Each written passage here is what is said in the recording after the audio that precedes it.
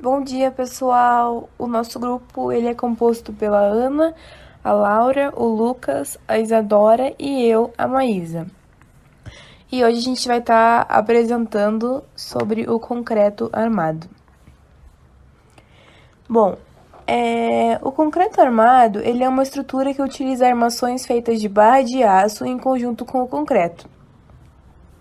Essas barras de aço que são as ferragens, elas têm como objetivo resistir aos esforços de tração e tornar a edificação mais resistente. Devido à solidez, o concreto armado ele consegue suportar grandes estruturas com o uso de poucas pilastras e vigas. Diante desse contexto, esse sistema ele se torna ideal para projetos de grandes vãos e com arquitetura moderna. Outra característica do concreto armado que conquista arquitetos, muitos arquitetos e famosos ainda, é a sua flexibilidade. A estrutura ela pode ser curvada de acordo com a necessidade da obra, que possibilita projetos icônicos, como, por exemplo, o edifício Copan de Oscar Niemeyer. Bom, aqui a gente tem alguns conhecimentos sobre o concreto. Ele foi criado por Joseph Monnier em 1849 e por volta de 1920 foi amplamente utilizado em construções de estradas e construções civis. Desde então, o concreto armado ele se popularizou no mundo inteiro e se tornou o material de construção mais utilizado atualmente. Aqui nós temos as principais características.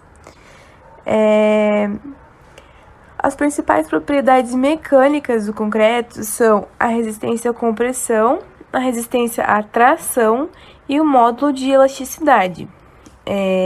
Elas são determinadas a partir de ensaios. E esses ensaios eles são executados em condições específicas. E é cerca de mais ou menos 1/10 a resistência à tração do concreto armado da sua resistência à compressão. Outra característica do concreto armado, que eu já citei no slide anterior, é a flexibilidade construtiva. E existem também basicamente dois tipos de concreto armado, o comum e o protendido. No caso do sistema de concreto armado protendido, a estrutura ela recebe um estiramento prévio do aço.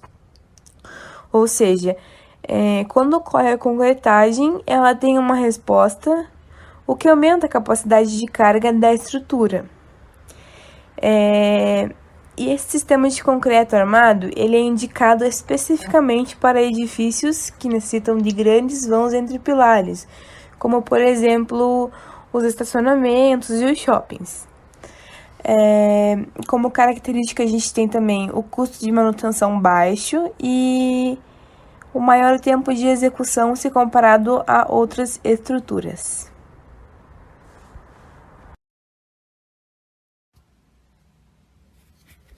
Bom, eu vou falar aqui um pouquinho sobre a execução do sistema. O primeiro que a gente tem aqui é o in loco, né? Que esse sistema consiste na modelagem de paredes e lajes maciças de concreto armado. São feitos no local, mas diferente do convencional, as formas são feitas totalmente em aço. As paredes são moldadas com telas metálicas centralizadas e também é uma estrutura mais resistente, não gera muito entulho e é mais rápido e econômico. Aí as vantagens do concreto moldado em loco são a agilidade na construção, que devido a elas serem montadas previamente, né? O uso racional de materiais construtivos, também temos a diminuição do número de mão de obra e a qualidade construtiva. Já em desvantagens, vamos ter o custo alto da reforma, que em caso de uma eventual reforma, o custo será alto, já que a resistência das paredes de concreto é grande. Isso resulta em um maior trabalho para quebrá-las. Também temos o custo alto das formas, que para evitar esse gasto, essa tecnologia é usada para apenas quando as formas podem ser reaproveitadas em outras unidades. E sobre o reaproveitamento das formas também, em contrapartida, dificilmente um conjunto de formas poderá ser utilizado em mais um projeto. Outro modelo de execução que a gente tem é o pré-fabricado. É muito comum as pessoas fazerem confusão entre o pré-moldado e o pré-fabricado. Apesar de serem materiais semelhantes, tem algumas diferenças fundamentais. Primeiro que tanto os pré-moldados de concreto quanto as estruturas pré-fabricadas têm a modelagem feita em um ambiente fora do local da construção. A principal diferença é que os pré-moldados são feitos no local do próprio empreendimento, tendo um controle de qualidade menos rigoroso. Geralmente a inspeção do pré-fabricado é feita por órgãos especializados ou profissionais da própria empresa. E tem uma análise de projeto arquitetônico para compatibilizar com o projeto estrutural, análise de disponibilidade de fornecedores e modulação de equipamentos. E temos como vantagens do concreto pré-fabricado a combinação harmônica com outros métodos construtivos, que através de uma combinação dos elementos pré-fabricados de concreto ou outros sistemas é possível aproveitar o potencial de cada material. Também temos uma qualidade, uma eliminação de desperdícios e menor impacto ambiental, já que as peças chegam prontas para a montagem, o que não gera tanto resíduo e proporciona uma otimização no consumo de matérias-primas. A execução da obra dentro do prazo previsto, né? As peças já chegam no local da obra prontas, o que facilita a montagem da estrutura. E a rapidez no retorno do investimento. Já em desvantagens, a gente vai ter a limitação em relação ao formato, né? Também temos a limitação geográfica de acesso, porque nem toda a localidade é atendida por empresas de pré-fabricado. A necessidade de mão de obra qualificada, que isso tem sido uma das maiores dificuldades para as empresas de pré-fabricado. Também temos a necessidade de um projeto bem detalhado e a necessidade de ter um volume mínimo. E por último, a gente tem o pré-moldado, que é um material de construção fabricado por meio de colocação de concreto em um molde. Ainda no molde, esse concreto é levado para ser curado em uma área controlada que irá garantir a qualidade da peça. Quando pronto, é transportado para a área da construção para ser utilizado. Ele oferece um processo mais rápido, seguro e acessível do que um concreto comum, que é preparado diretamente no lugar da construção. A modelagem é feita no local e o controle de qualidade é menos rigoroso que no pré-fabricado, como eu já disse anteriormente. E como vantagens do concreto pré-moldado, a gente vai ter o controle de qualidade, né? Que todas as peças são feitas em um local apropriado, plano, seguro e com fácil acesso para todos. A otimização do tempo e agilidade na construção, porque ele permite construir com agilidade, já que as peças são feitas em locais separados e independente do andamento da obra. Também temos o custo-benefício, né, com uma montagem rápida e terceirizada, um ganho de tempo e, consequentemente, um ganho financeiro. A sustentabilidade, pois possui baixo impacto ambiental por serem matérias-primas naturais encontradas em abundância. Temos também a questão da durabilidade e a organização no canteiros de obras, pois as estruturas já chegam prontas, né? Não há necessidade de designar um local para manter o concreto. Já em desvantagens, a gente vai ter a mão de obra qualificada, né? Que também tem sido um dos grandes desafios da utilização dos pré-moldados, que é a mão de obra qualificada. Também temos a limitação arquitetônica, a limitação para futuras alterações, a disponibilidade, pois a implantação desse método construtivo ainda está adentrando no mercado brasileiro, e o investimento inicial, que as construções de pré-fabricados exigem um investimento inicial alto para a fabricação dos painéis. Bom, agora eu vou falar sobre as vantagens gerais da utilização do concreto armado. Há uma grande disponibilidade de material e mão de obra especializada. O concreto ele se adapta a formas variadas e possui uma alta resistência ao fogo, agentes atmosféricos e desgastes mecânicos. Falando agora sobre as desvantagens da utilização do concreto, a estrutura tem elevado peso próprio, tem uma certa dificuldade para fazer demolições de estruturas feitas de concreto, tem uma baixa industrialização do processo construtivo e a produção do concreto consome grande quantidade de energia. É mais recorrente a utilização do concreto em edifícios, comércio e residências, porém ele também é indicado para espaços amplos como hospitais, obras de saneamento e shoppings, ou seja, é utilizado em todos os tipos de obras. A disponibilidade do concreto, né? As estruturas de concreto são mais comuns devido à disponibilidade dos materiais e o planejamento da compra do concreto deve ser bem feito e bem planejado, devido ao seu curto prazo de preparação. Falando agora sobre o fornecimento do concreto, o tipo de fornecimento está ligado à escolha estratégica. Cada obra prioriza pelo sistema de armaduras mais adequados às suas necessidades.